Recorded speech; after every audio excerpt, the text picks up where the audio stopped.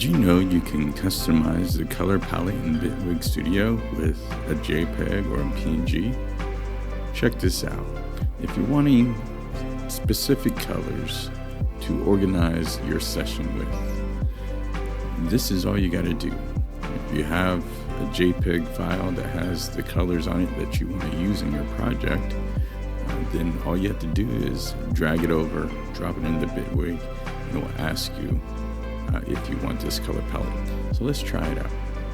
So as you can see, I'm going to use this color here in these neon graphics that I have. And so I'm just going to grab this color and I'm going to drag it right here into our launch clip color section.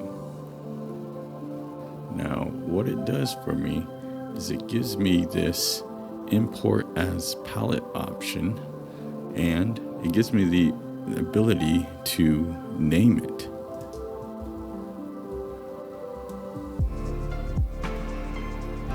So I'm just going to name it Neon Piano.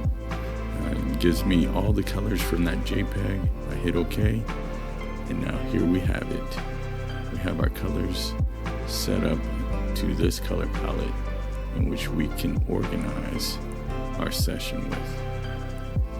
What a nice little way to kind of really hone in on the different aspects of Bitwig and kind of getting it to the way that we like it.